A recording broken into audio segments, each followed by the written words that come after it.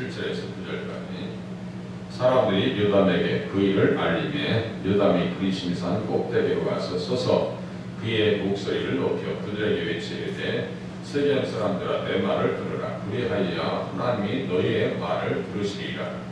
하루는 나무들이 나가서 기름을 부어 자신들 위에 왕으로 상비하여 감람나무에게 이르되 너는 우리 위에 왕이 되라 하며 감람나무가 그들에게 이르되 내게 있는 나의 기름은 하나님과 사람을 영화롭게 하나니 내가 어찌 그것을 버리고 가서 나무들 위에 묻힐 대리요 한지라. 아멘. 왕이 없는 시대에 왕이 됐다고 하는 것은 보통 교만하고 사악한 사람이 아니고, 이게 우쭐된다고 하는 것은 흔든다는 게 혼란스럽게 한다는 거예요. 교만한 사람들은 상황을 되게 어렵게 만들고 혼란스럽게 만들고, 지금 여룻바알의 아들 아비멜렉이 왕이 되어짐을 통해서 얼마나 이스라엘 백성들 가운데 혼란이 많아요. 가시나무는 사악한 자를 내면, 가시나무는 그 사악한 자를 벨리알이라고 했어요. 저의 말이 아니고 성경에 써있는 얘기입니다. 사무엘하 23장 5절 6절에 써있습니다. 사악한 자가 왕이 되면 백성이 불행하고요. 악한 자가 집에 가장으로 있으면 그 가정은 정말 풍비박산나요. 고통스럽습니다. 아이들이 고생하고. 나무에 대한 비유를 통해서 예수님께서 여러 가지 인생들의 정황을 설명해 줍니다. 거짓 선지자들을 삼가라. 양의 옷을 입고 너희에게 나오나 속에는 노략질하는 일이라. 그들의 열매로 그들을 알지. 그들의 열매로 그들을 안다고 했어요. 가시나무에서는 열매가 없어요. 그죠? 열매가 없어요. 감람나무, 무화과나무, 포도나무는 얼마나 아름다워요. 그 열매를 통해서 하나님 앞에 쓰임받는 것 앞에 감사합니다. 가시나무에서 포도를 기대할 수가 없다. 또는 엉겅퀴에서 무화과를 따겠느냐. 이와 같이 좋은 나무마다 아름다운 열매를 맺고 못된 나무가 나쁜 열매를 만나요. 가시나무는 못된 나무고요. 못된 열매도 맺지도 않아요. 그래서 그들의 열매로 그들을 알게. 아비멜렉은 가시나무와 같이 전혀 아무런 역할을 못해요. 구원 역사의 진행 속에서 되려 마이너스적인 삶을 살아가죠. 플러스적인 삶을 살아가지 않는다. 도움이 안 돼요. 예수님께서도 십자가에서 십자가를 치고 그 겟세마네 동산 뭡니까 골고다 언덕을 올라가실 때도 나무에 대한 비유로 당신을 표현합니다.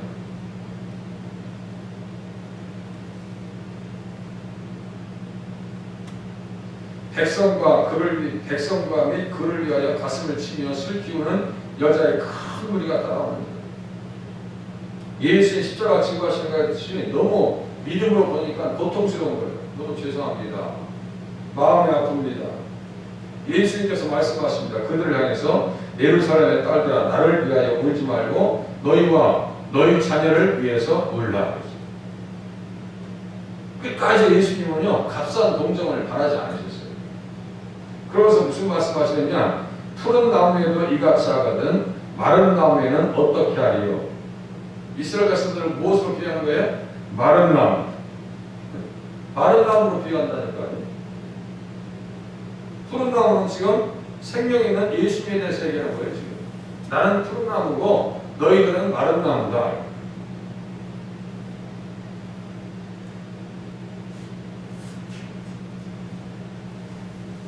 나무에 대한 비유는요 성경에서 아주 도처에 많이 기록되어 있습니다. 아가서에 보니까 솔로몬에 대해서 신라암 여인이 어떻게 얘기하냐? 남자들 중에 나의 사랑하는 자는 숲을 가운데 사과나무 같구나 이렇게 얘기해요. 이렇게 혼란한 시대 가운데서도 하나님께서는 어떻게 하시느냐? 하나님의 구원 역사의 진행에 있어서 전혀 차질이 없도록 역사하시고 간섭하십니다. 이렇게 아비멜렉과 같은 못된 왕, 교만한 왕이 세워졌다 할지라도 하나님께서는 그 상황 가운데 간섭하셔서 아비멜렉을 없애버린다니 그 가시나무 비유예요.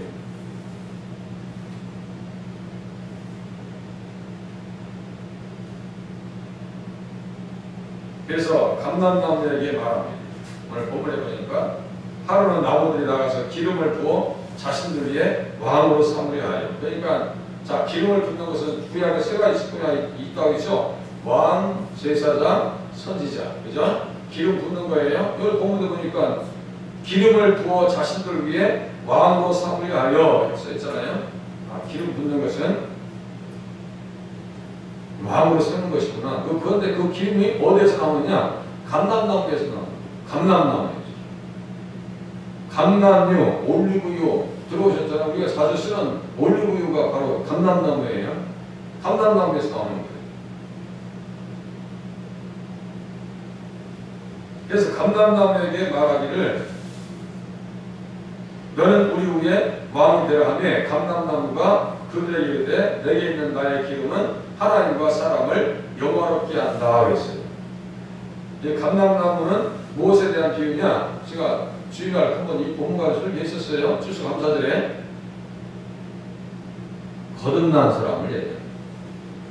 아, 거듭난 사람은 어떤 역할을 할 수 있어요? 하나님과 사람을 영화롭게 하는구나. 거듭난 사람. 감람나무도요 두 종류가 있어요. 열매 맺는 것이 있고 열매가 참 있어도 의미가 없는 게 있어요. 우리 예전에 보면 개혁나무하고 감나무하고 감나무하고 비유하면 바꿨어요.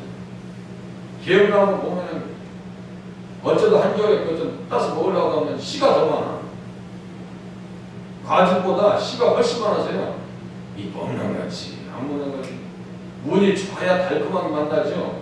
또 운이 없으면 또 있지도 않아가지고 먹지도 못해요. 개혁나무 열매가. 그것을 성경에서는 어떤 종자라고 하냐? 돌감람나무. 돌감람나무. 거듭나지 못한 사람들을 돌감람나무다 그래. 돌감람나무. 거듭난 사람들은 지금 참감람나무. 그러니까 오늘 본문에는 그 감람나무는 어떤 나무로 이해하시면 돼요? 참감람나무다. 이렇게 이해하시면 돼요. 참감람나무. 로마서 11장 17절에 얘기합니다. 사도 바울이 또 한 가지 얼마가 꺾였는데 돌감람나무인 내가 원래 우리들은 아담 안에 있을 때는 어떤 존재예요? 돌감람나무와 같은 존재였더라. 아무런 역할도 없고 의미도 없고 자기만 차지하고 뭐 좋은 것을 내놓지도 못하고 하나님 앞에 감사하지도 못하고 하나님을 영원롭게 하지도 못하는 그런 돌감람나무와 같은 우리들, 그들 중에 내가 그들 중에 접붙임이 되어 참감람나무 뿌리에 진액을 함께 받는 자가 되었은지요. 지금 참감람나무 뿌리에 진액을 우리가 지금 받고 있는 거예요. 그게 뭐예요? 말씀 듣고 있는 거죠. 찬양하면서 은혜 받죠. 그죠? 이것을 믿음 안에서 가만히 생각해 보면 참 하나님 앞에 축복받은 이 자리다. 믿음의 자리가 보통 축복받은 자리가 아니구나. 돌감람나무를 참감람나무 뿌리에 진액을 받는, 뿌리에 진액으로, 뿌리가 어디서 나와요? 예수님이 뿌리죠. 예수님에게 붙어 있어가지고 그냥 진액을 받고 있는 그런 존재입니다. 이거 어떻게 하냐면 교만하지 말라고 해요. 그 가지들을 향하여 자랑하지 말라. 자랑할지라도 내가 뿌리를 보존하는 것이 아니요 뿌리가 너를 보존하는 것이라. 자랑하고 교만하지 말아 했는데 지금 아비멜렉은 아니 왕도 없는 시대에 자기가 왕이 돼가지고 교만을 떨고 있는 거 아니에요? 신앙생활 할 때 삶의 주도권을 누구에게 드려야 되냐? 예수님에게 드려야 되는데요. 아는 그렇게 다 잘합니다. 저도 그래요. 이게 큰 숙제입니다. 예수님이 내 삶의 인격의 주도권을 가지고 계시는가 아니면 내가 내 삶의 주도권을 가지고 있는가, 그것을 잘 분별하면서 신앙생활 하기가 쉽지 않더라니까요.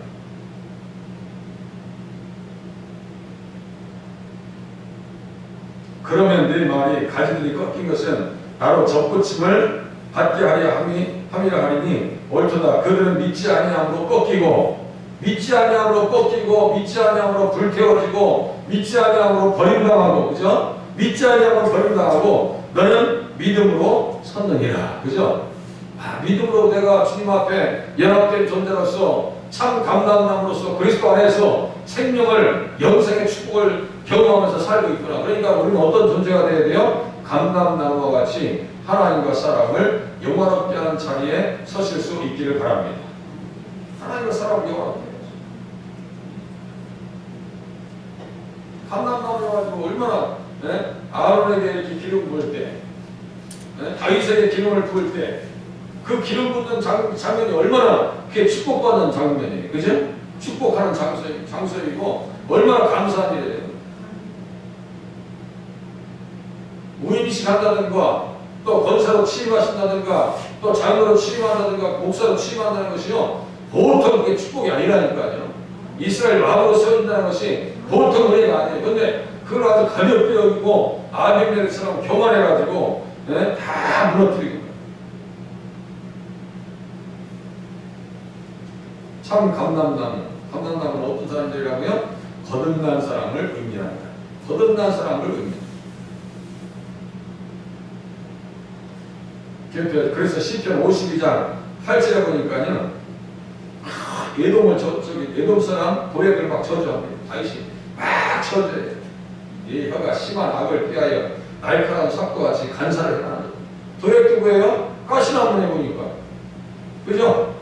가시나무요. 아히멜렉이 다윗에게 골리앗의 칼을 주더이다 하니까 그 입에서 뭐가 나온 거예요? 내 혀가 심한 악을 피하여 날카로운 삭도같이 간사를 향하는도다. 말하지 않고 가만히 있었으면요 85명의 생명이 그대로 유지될 수 있었어요. 그죠? 세상에 그 말 한마디 때문에 85명의 제사장들과 자녀들이 다 죽임을 당하고 동물들도 다 죽임을 당하고 그 동물들이 어떤 동물인데요? 하나님 앞에 제사 드리는 동물이에요. 그러니까 다윗이 말이죠 도역을 막 저주합니다. 간사한 회여 너는 남을 해치는 모든 말을 좋아하는도다. 그런즉 하나님이 영원히 너를 멸하시며 너를 붙잡아 네 장막에서 뽑아내며 살아있는 땅에서 네 뿌리를 떼시리로다. 무서운 말이죠. 그러니까 도액은 대를 주고 말로 받은 사람이라 했죠. 85명이 죽임을 당해요. 도액의 손에. 그런데 사무엘하 8장에 보면 18,000명의 에돔 사람들이 죽임을 당합니다. 몇 배가 죽는 거예요 지금? 생각해보세요. 그러면서 다윗이 얘기합니다. 그러나 나는 그렇게 살지 않겠다는 거예요. 그러나 나는 하나님의 집에 있는 푸른 감람나무 같으며 자기를 누가 두 개요? 감람나무로 비유하죠. 그러나 나는 하나님의 집에 있는 푸른 감람나무 같으며 시편 52장 8절에 푸른 감람나무 하나님의 인자하심을 영원히 의지하리로다. 믿을 때 참 감람나무와 같은 역할을 감당할 수 있고 믿을 때 하나님과 사람을 영화롭게 하는구나. 영화롭게 하는 것은 감사한다는 거예요. 사람의 제일 드는 목적이 뭐예요? 하나님을 영화롭게 하는 거예요. 영광스럽게 하는 거예요. 그죠? 예수 이 땅에 오시는 것도 영광이고 십자가 지시는 것도 영광이고 부활하시는 것도 영광이고 재림도 영광이라면 우리의 삶도 모두 어디에다 맞춰져 있어야 돼요? 하나님의 영광을 위해서 맞춰져요. 근데 그렇게 사는 게 쉽지 않아요. 그러니까 늘 기도해야 되는 거예요. 또 말씀 듣고 확인하고 내가 어느 상태에 와 있고 어느 위치에 있는지 늘 말씀을 통해서 확인하셔야 돼요. 하나님 감람나무와 같이 겸손하게 하시고 하나님과 하나님을 영광스럽게 사람을 기쁘게 그러한 자리에 내가 설 수 있도록 도와주시옵소서. 기도하실 수 있기를 바랍니다. 기도합니다.